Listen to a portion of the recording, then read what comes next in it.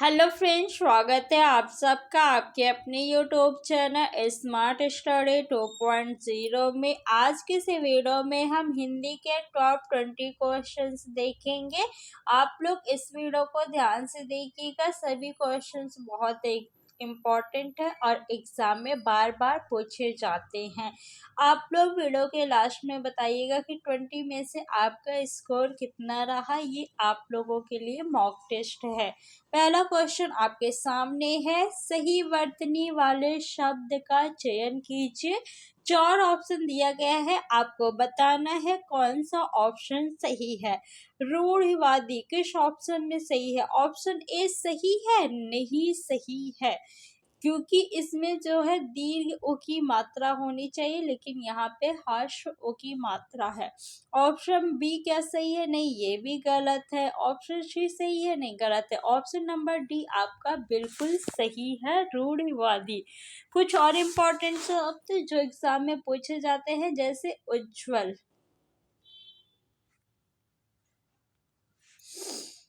सन्यासी, कवित्री जो कि कवि का स्त्रीलिंग है, विदुषी विद्वान का स्त्रीलिंग है, अहल्या,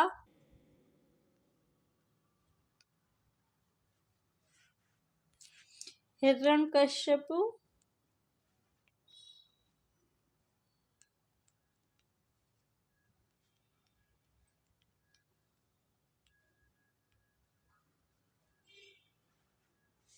आशीर्वाद,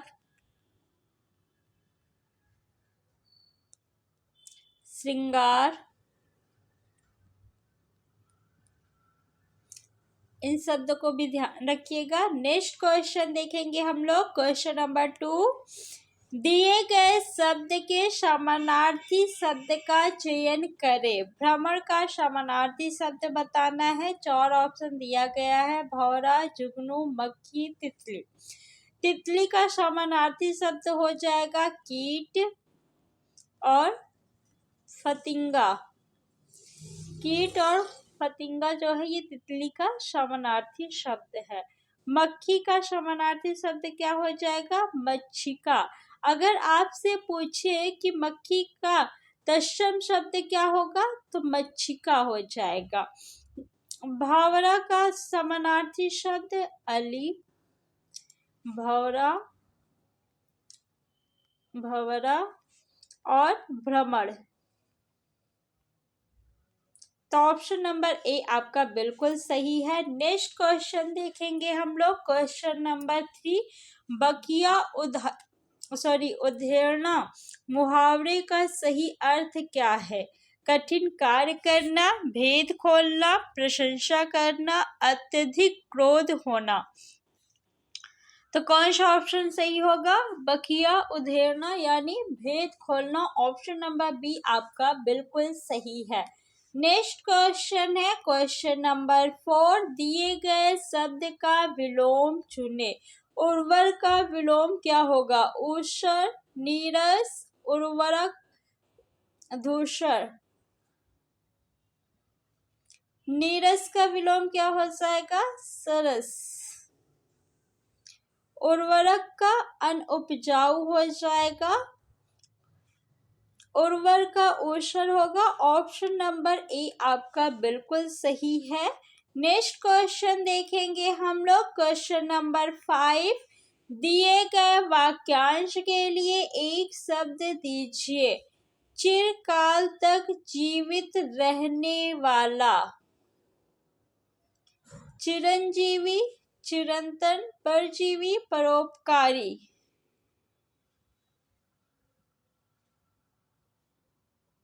तो ऑप्शन नंबर ए आपका बिल्कुल सही है। नेक्स्ट क्वेश्चन देखेंगे हम लोग। क्वेश्चन नंबर 6, सही वर्तनी वाले शब्द का चयन कीजिए। 4 ऑप्शन दिया गया है, आपको बताना है कि कौन सा ऑप्शन सही है। पारिश्रमिक किस ऑप्शन में सही है? ऑप्शन डी सही है? नहीं। सी सही है? नहीं सही है। ए सही है? नहीं सही है। ऑप्शन नंबर बी आपका बिल्कुल सही है। कुछ इम्पोर्टेंट शब्द जैसे पूजनी काफी ज्यादा एग्जाम में पूछा जाता है, तो ये आपका शुद्ध शब्द है, पूज्य होता है, तो ये पूज्य सही है और ये पूजनी। नेक्स्ट, जिसमें चेतना ना हो वाक्यांश के लिए एक शब्द होगा, क्या होगा? चेतन, अचेतन, मूर्ख, चिरंतन। जिसमें चेतना ना हो उसके लिए एक शब्द क्या होगा? अचेतन। और जिसमें चेतना हो उसे क्या कहेंगे? चेतन। नेक्स्ट क्वेश्चन, दिए गए वाक्यांश के लिए एक शब्द है। जिस स्त्री को कोई संतान ना हो उसे क्या कहते हैं? बताइए, 4 ऑप्शन दिया गया है। अभागी कहेंगे? नहीं। संतानहीन कहेंगे? नहीं। वंध्या कहेंगे? ऑप्शन नंबर बी आपका सही है। क्वेश्चन नंबर 9, रिक्त स्थान की पूर्ति के लिए सबसे उपयुक्त शब्द का चयन करें। हमें भारतीय होने पर रिक्त स्थान है, क्या है? उन्माद है, दर्प है, गर्व है, घमंड है। घमंड है? नहीं। दर्प है? नहीं। गर्व है। हमें भारतीय होने पर गर्व है। ऑप्शन नंबर सी सही है। क्वेश्चन नंबर 10, दिए गए शब्द का विलोम चुने। ऊपर लिखित का विलोम क्या होगा? स्वलिखित होगा? नहीं। पर लिखित होगा? नहीं। पूर्व लिखित होगा? नहीं। निम्नलिखित। ऊपर लिखित यानी ऊपर लिखा हुआ है, निम्नलिखित यानी नीचे लिखा हुआ है। क्वेश्चन नंबर 11, दिए गए वाक्य के किस भाग में त्रुटि है? झूठ बोलना पाप है। तो यहाँ पे देखिए, झूठ, क्या ये सही है? नहीं। पाप बिल्कुल सही है भी सही है, बोलना भी सही है, लेकिन झूठ जो है वो सही नहीं है। झूठ की शुद्ध वर्तनी क्या होगी? ये होगी। तो आपका कौन सा ऑप्शन सही हो जाएगा? ऑप्शन नंबर ए सही है। नेक्स्ट क्वेश्चन देखेंगे हम लोग। क्वेश्चन नंबर 12, दिए गए वाक्यांश के लिए एक शब्द दीजिए जिसके समान दूसरा ना हो उसे क्या कहते हैं? अनंत यानी जिसका कोई अंत ना हो, तो ये नहीं होगा। असीम यानी जिसकी कोई सीमा ना हो। अद्भुत यानी क्या ये होगा? नहीं। अद्वितीय यानी जिसके समान दूसरा ना हो। तो ऑप्शन नंबर सी आपका सही है। क्वेश्चन नंबर 13, सरोवर का पर्यायवाची है। सरोवर का पर्यायवाची क्या होगा? तालाब, बादल, कमल, समुद्र। समुद्र का पर्यायवाची सागर हो जाएगा, जलधि हो जाएगा।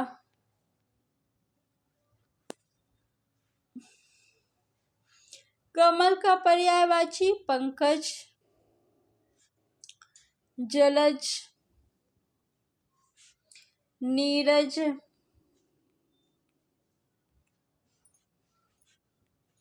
और आपका हो जाएगा सरोज। कमल का पर्यायवाची सरोज भी हो जाएगा, अरविंद भी हो जाएगा। अरविंद मीन्स भी कमल होता है, और अब्स मीन्स भी कमल होता है। देखिए, कमल के पर्यायवाची में लास्ट में क्या आ रहा है? जा आ रहा है। देखिए, पंकज, जलज, नीरज, सरोज, अब्ज। अगर यहीं पे आप अरविंद को छोड़ के, जिसमें जा लास्ट में है, उसमें अगर लास्ट में आप दा लगा देंगे तो ये जो है किसका पर्यायवाची बन जाएगा? बादल का।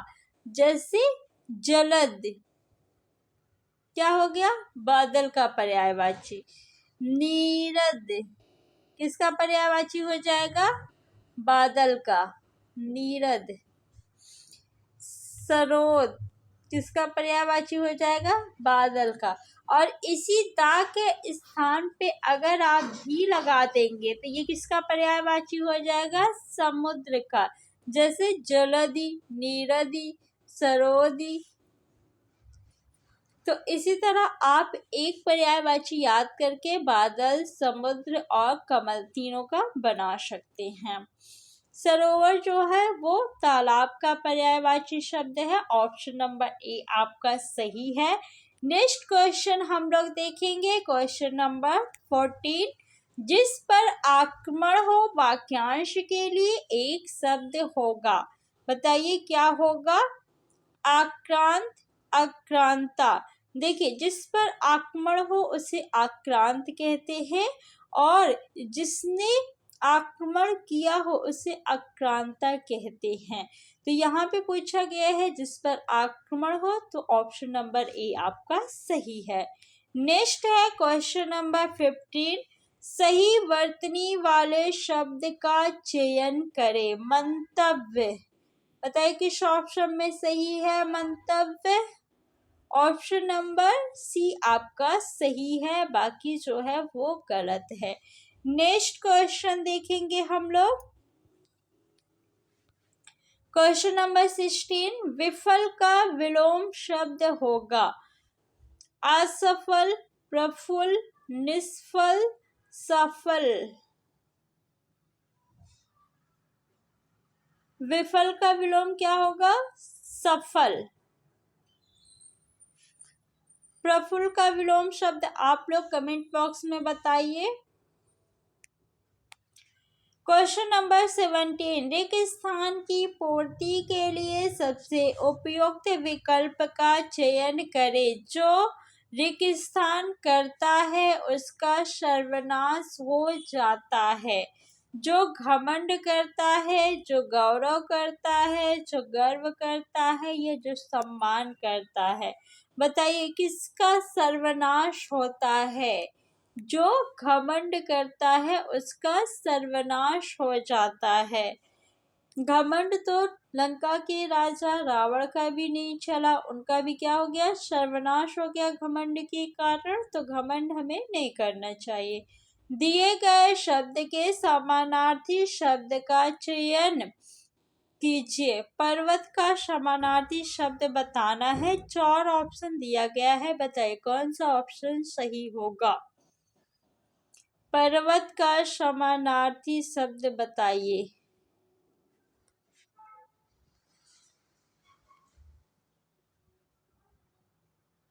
तो नग ऑप्शन नंबर बी आपका सही है। पर्वत का समानार्थी शब्द गिर भी होता है, अचल भी होता है। नेक्स्ट देखेंगे क्वेश्चन नंबर 19। दिए गए वाक्यांश के लिए एक शब्द दीजिए। जो प्राणी जमीन पर रहता हो उसे क्या कहते हैं? जो जल में विचरण करता है। जो जीव जल में विचरण करता है उसे क्या कहते हैं? जलचर कहते हैं। तो ये नहीं होगा। जमीनी होगा? नहीं। जो जीव नभ में विचरण करते हैं उसे नभचर कहते हैं। तो ये भी नहीं होगा। जो जीव जमीन पे या थल पे रहते हैं उन्हें क्या कहते हैं? थलचर कहते हैं। तो ऑप्शन नंबर डी आपका बिल्कुल सही है। नेक्स्ट क्वेश्चन है क्वेश्चन नंबर 20 और आज की इस वीडियो का लास्ट क्वेश्चन है। अगर अभी तक आपने चैनल को सब्सक्राइब नहीं किया है तो सब्सक्राइब कर लीजिए, वीडियो को लाइक करके अपने फ्रेंड्स में शेयर कर दीजिए।